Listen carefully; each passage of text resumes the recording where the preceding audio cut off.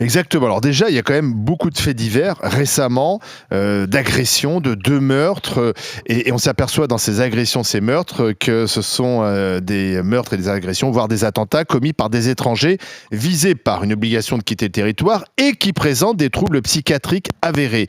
Il y a eu le meurtre notamment de la jeune Philippine. Il y a eu aussi cette attaque à l'arme blanche contre 7 personnes à la gare du Nord en 2023. C'était un Algérien qui avait été invité à quitter le territoire et on s'est aperçu qu'il était irresponsable parce qu'il avait une pathologie mentale, donc d'ailleurs il n'a pas été jugé. Il y a aussi le viol en 2023 d'une patiente dans un hôpital psychiatrique de l'Eure, commis par un autre patient de nationalité sénégalaise sous OQTF qui avait des problèmes psychiatriques, etc., etc. Donc il y a 2 députés, Charles Rodwell et l'ancien Premier ministre Michel Barnier, qui portent une loi philippine du nom donc de cette jeune fille qui avait été violée, tuée et enterrée au bois de Boulogne par quelqu'un et un étranger qui avait des problèmes psychiatriques et qui estime qu'il faut prendre les choses à bras-le-corps, qu'il faut peut-être même obliger ces individus à avoir un examen psychiatrique et puis bien sûr centre de rétention et ensuite renvoi dans leur pays. Mais on apprend aussi dans cette excellente enquête de Rachel Binas dans le journal Marianne que c'est un motif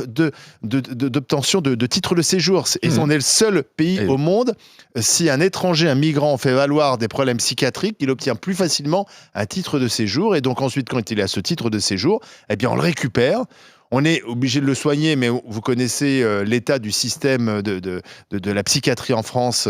C'est vraiment le parent pauvre de la santé, donc on n'a pas les moyens et on se retrouve avec des individus qui sont dans la rue et qui sont laissés avec leurs problèmes psychiatriques. Alors, c'est une question qu'avait soulevée Antoine Diers, ici même dans les GG, dans les Grandes Gueules, au mois de décembre dernier. Le 30 décembre dernier, suite à un énième fait divers où un étranger, qui en fait n'en était pas un, mais met un coup de couteau, plusieurs coups de couteau, et on nous parle d'un déséquilibre. Et donc, à l'époque, j'évoque ici, dans l'émission, le fait qu'il y ait un titre de séjour spécifiquement pour les malades et les malades mentaux.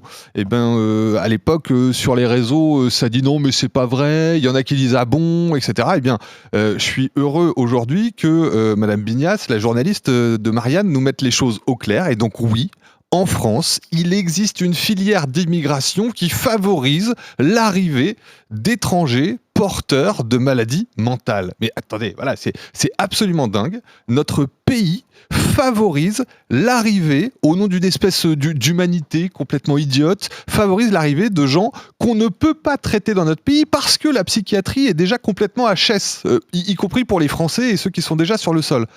Dans beaucoup d'autres pays, pour immigrer, il faut produire des certificats de santé.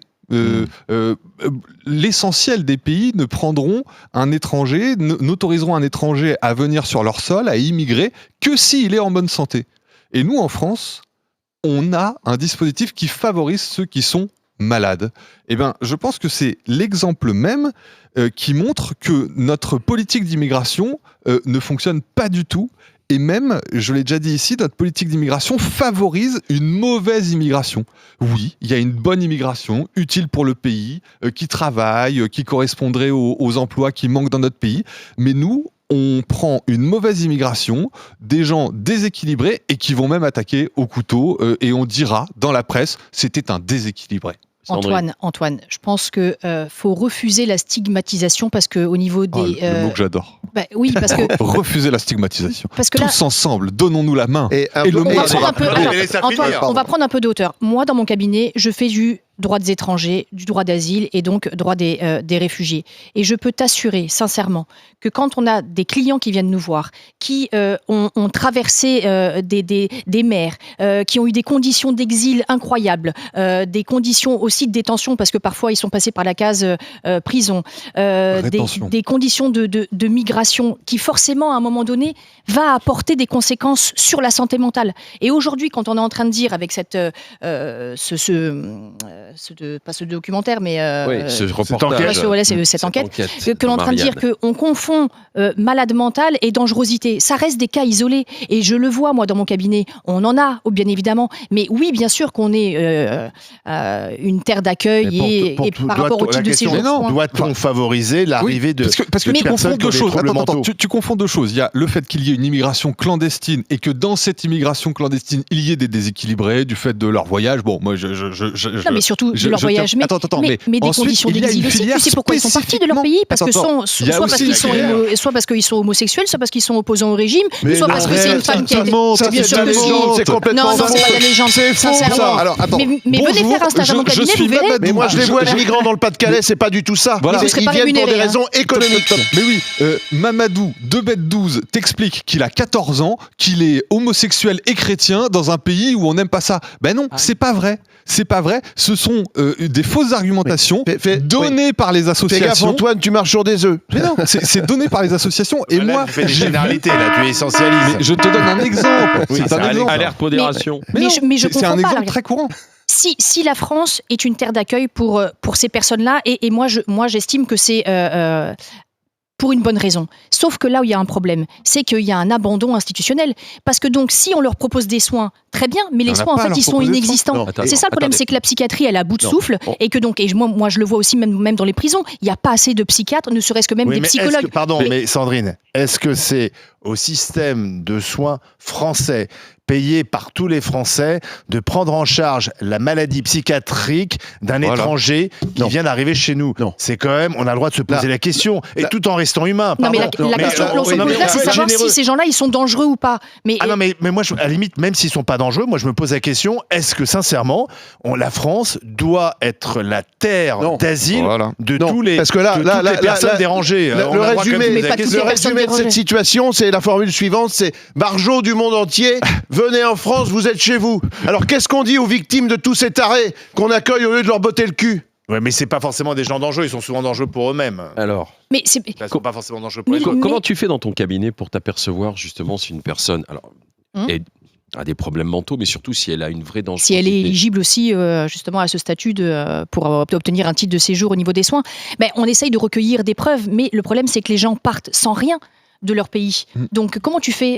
Donc oui, alors on peut solliciter des expertises psychiatriques, mais ça coûte une fortune. Ah bah voilà, donc, comment ils payent? J'allais te demander comment ils payent tes services.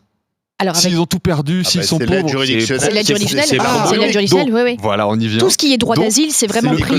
Le système est formidable, et il est formidable jusqu'au bout. C'est qu'on crée des filières, et en plus, on paye pour que les étrangers puissent s'offrir les services d'un avocat. Non, mais Antoine, il faut quand même bien sauver ces gens-là. Je veux dire, s'ils partent d'un pays... Mais non, c'est pas à nous de les sauver. Mais on est... Parce que, excusez-moi, mais la France, c'est le pays des droits de l'homme. Si. Qui commence par respecter notre droit. Oui, sauf que donc, si à un moment donné, on met en place ce système-là, que derrière, ça suive aussi. Et c'est là où il y a le bas blesse. Reconnais que c'est curieux qu'on soigne les gens qui sont sur notre territoire, mais que finalement on aille chercher des gens. Voilà. Mais on va pas les chercher, c'est eux qui déjà qui viennent. Oui, enfin d'accord, mais donc si on les accepte, c'est qu'on les prend aussi, c'est-à-dire qu'on accepte. Parce qu'on a une grande part d'humanité. Pardonnez-nous d'être comme ça quand même. C'est une grande part l'humanité de bêtises. Payée par tout l'argent public, c'est pas. Quand le type va te poignarder dans ton cabinet, tu vas la voir l'humanité. Et le premier. On le souhaite pas. Non, merci Manuel pour ces vœux pour la nouvelle année. La première nationalité à bénéficier de ces titres de séjour pour étrangers malades, c'est l'Algérie. Et l'Algérie, il y a même, et vous me croirez pas, c'est une anecdote qu'on m'a racontée, un Algérien en France qui explique à un médecin que on lui a conseillé en Algérie de solliciter ce titre de séjour étranger malade parce qu'il serait mieux soigné en France. Et donc l'Algérie se débarrasse de ces malades dont elle ne veut pas porter le coût des soins. D'autant plus, la France le fait. Ou alors qu'elle ne peut pas soigner parce qu'elle n'a pas les services adéquats en Algérie. Sandrine, mais en France non plus, la psychiatrie, c'est le parent pauvre. Donc non, mais sincèrement, déjà occupons-nous de tous ces détenus qu'on met en prison et qui devraient plutôt être dans un hôpital psychiatrique. C'est un vrai problème. Il n'y a plus de lits dans les hôpitaux psychiatriques. Et donc tu es en train de nous dire qu'il faut continuer à en accueillir. Il n'y a plus de place, il n'y a plus de moyens. Et tu es en train de nous dire mais nous sommes humains. Je suis pas en train de dire ça. Je suis pas en train de dire qu'il faut continuer à les accueillir. Je suis en train de dire qu'au contraire, il faut améliorer les services même en France pour pouvoir mieux les soigner. Ça c'est toujours le nerf de la guerre, le budget. On va aller au 32-16, on va écouter Eric qui est infirmier en psychiatrie, il nous appelle de Gironde. Bonjour Eric. Oui, bonjour. Comment vous situez-vous dans ce débat alors, dites-moi? Alors, comme j'ai dit aux standardistes, moi ce serait plus un témoignage qu'une prise de position, parce que je suis quand même ambivalent par rapport à tout ce qui se dit.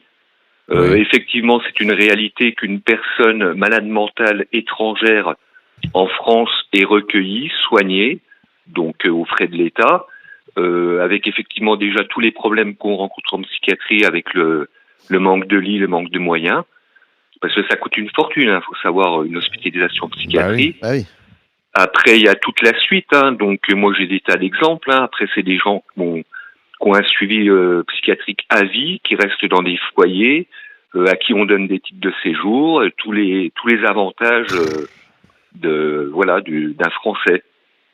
Et donc, c'est vrai, j'entends aussi qu'on a le pays des droits de l'homme, qu'on peut pas laisser comme ça les gens mourir dans la rue, etc. Mais bon, ça pose question quand même.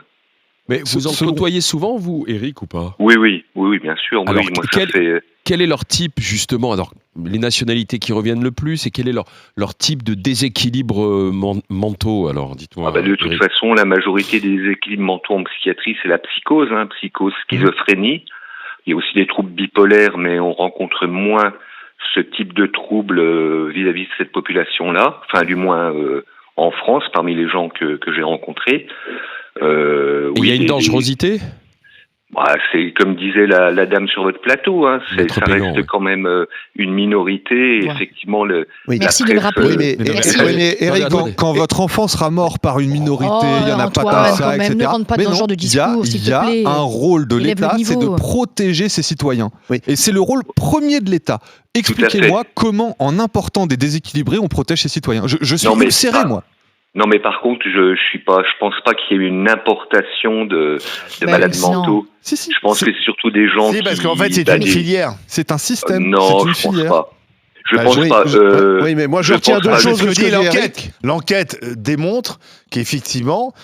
c'est une filière organisée dans le sens, comme on obtient à titre de séjour plus facilement, il y a des personnes qui se présentent en disant trouble schizophrénique, trouble névrotique, et donc grâce à ça ils obtiennent un titre de séjour. On est censé les soigner. Après, tu sais très bien qu'un malade psychiatrique c'est quand même très compliqué à soigner parce que s'il n'est pas d'accord, il prend pas ses médicaments, donc on se retrouve dans des situations compliquées. Retiens deux choses. On peut pas enfermer à vie des gens non plus. Je retiens deux choses de ce que dit Eric, qui est surprenant. Parce qu'on n'en parle pas, c'est que ça coûte très très cher, tel qu'il l'explique. Et ensuite, moi j'ajoute que quand on soigne ces gens-là qui viennent en illégalité dans un pays qui n'est pas le leur, on ne soigne pas les Français qui ont des problèmes mentaux. Alors, on soigne aussi les Français. On soigne tout le monde en fait. Et en fait, la dangerosité, donc ça reste exceptionnel, surtout les gens dangereux pour eux-mêmes. Mais par contre, dès qu'il y a un fait divers, on s'en fait les choux gras. En particulier certaines personnes sur notre plateau. Oui, mais pardon, je suis désolé pour les parents de Philippines, pour les proches de tous ces gens-là, c'est pas de simples faits divers. Mais malheureusement, il y aura d'autres encore, et ça sera peut-être rien à voir avec d'étrangers. Je suis d'accord, mais si on peut déjà les empêcher, on a déjà nos propres problème, si on en importe, c'est ça le problème. Vous comprenez? Je veux dire, si on peut réduire le danger, c'est toujours mieux. C'est ça. On va continuer la discussion et je remercie. Déjà, Eric, si je peux dire une dernière chose, c'est qu'il faudrait largement développer les budgets par rapport à la psychiatrie. On a supprimé beaucoup de lits dans les hôpitaux psychiatriques parce qu'effectivement, on peut pas garder les gens toute leur vie. Voilà. Donc, il y a tout un contexte extra-hospitalier qui s'est développé, mais pas assez. Donc, effectivement, il y a beaucoup de malades mentaux qui sont plus hospitalisés, faute de place, et dont le suivi est pas suffisant. Oui, mais c'est pas uniquement le cas des étrangers. Oui, mais Eric, sans aucun esprit de polémique, parce que certaines places sont prises par des étrangers. Oui. Mais pardon, en plus, excusez-moi, mais en Algérie... ça reste minoritaire. Pardon, je suis désolé. En plus, Sandrine, il y a des médecins en Algérie, il y a des hôpitaux psychiatriques en Algérie. Je veux dire, le principe qui consiste à dire, d'une façon un peu coloniale, il n'y a qu'en France qu'on est bien soigné, je suis désolé. Et d'ailleurs, c'est un médecin qui le dit dans cette enquête de Rachel Binas, il dit il n'y a pas de lieu de suspendre les reconduites pour un motif psychiatrique, puisque dans ces pays-là, il y a des traitements neuroleptiques qui existent dans les pays d'origine. Et c'est un médecin qui le dit. Donc, on va arrêtons d'avoir toujours ce regard un peu colonisateur. Les autres n'ont pas les moyens. On va continuer d'en discuter. Je remercie Eric, infirmier psychiatrique, d'avoir été avec nous. Il est 10h20. Est-ce qu'il faut arrêter maintenant les titres de séjour pour les personnes qui sont malades mentalement? C'est au 32-16 que ça se passe.